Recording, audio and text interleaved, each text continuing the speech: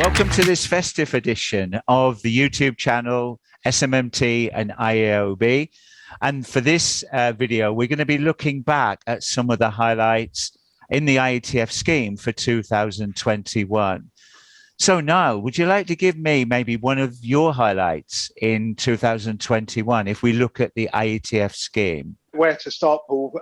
There have been a few. It's been a challenging year again. I think the key thing this year has been the introduction of remote audits. And whilst this was sanctioned last year, at the end of last year by the IATF, it only really came into effect this year. So this has been the first year that we've actually seen remote auditing being permitted by the IATF. And so that has to go down as one of the highlights. Yeah. And I would agree with that has been a massive shift, I think, in the way that audits are undertaken. A funny story, there's a lady that I know who every time she does a remote audit, she is physically sick because she said it feels like being on a boat when people take their iPhone down onto the shop floor and the camera is moving around. Every time she's done a remote audit, she's been sick. So I don't think she particularly likes them. I think they're probably here to stay in 2022. I think they are, Paul, but it's probably also worth saying, and again, I think I can kind of speak for certainly the IATF group that whilst it's an important sort of advance, shall we say, in allowing audits to take place, there is still a level of concern, shall we say, about auditing a manufacturing process in this way. So I think some element of remote auditing hopefully will remain feasible. But I suspect manufacturing processes are always a challenge. Yeah. So Devin, let's look back on 2021 then. And we had new IATF members. Would you like to give us an insight to that? Yeah. So everyone knows 2021 was a tough year, but we have really good news coming out of IATF. We were able to vote in our first automotive manufacturer from the Asia Pacific region, Geely Automotive.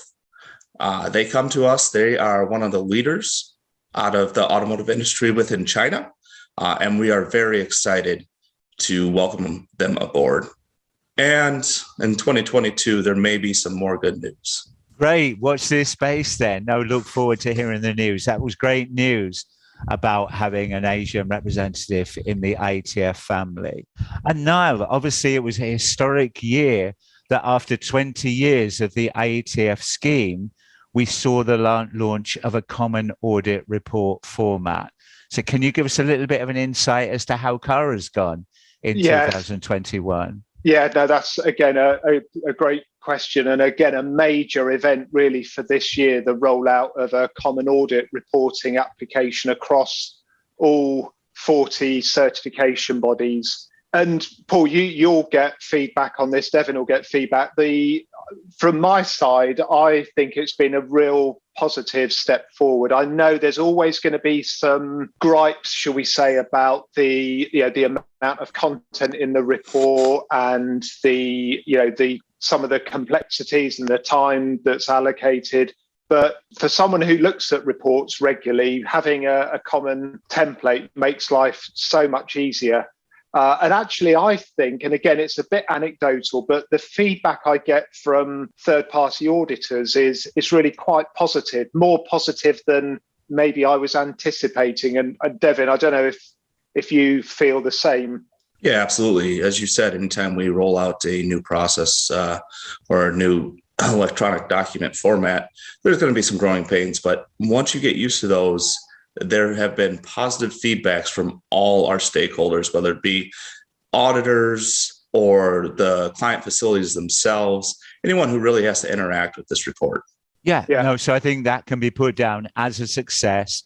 It's been a great learning exercise, I think, for all auditors and clients in 2021.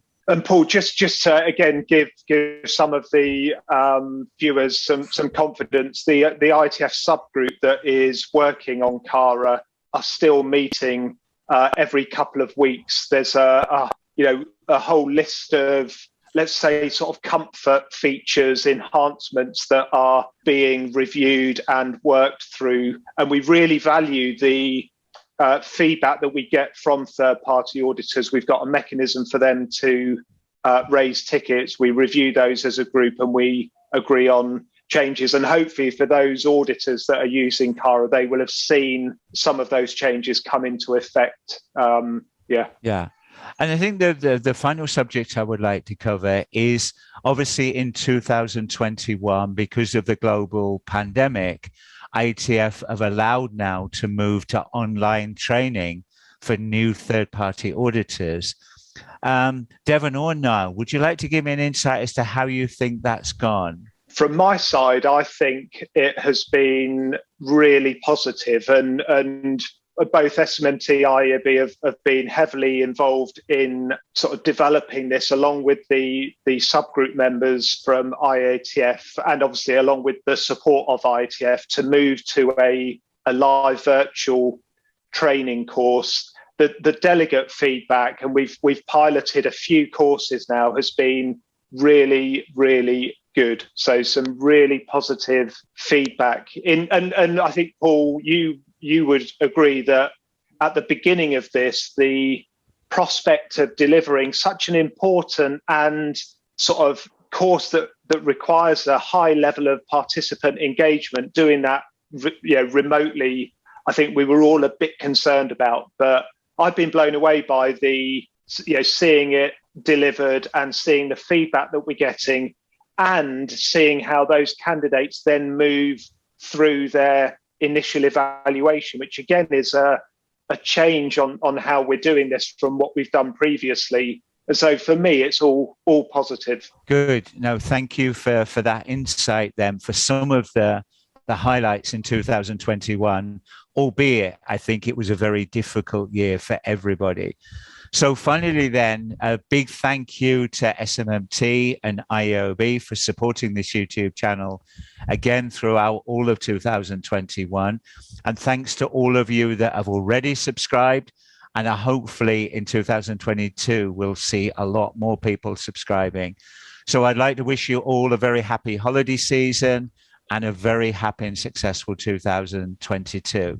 Look forward to continuing the journey in 2022.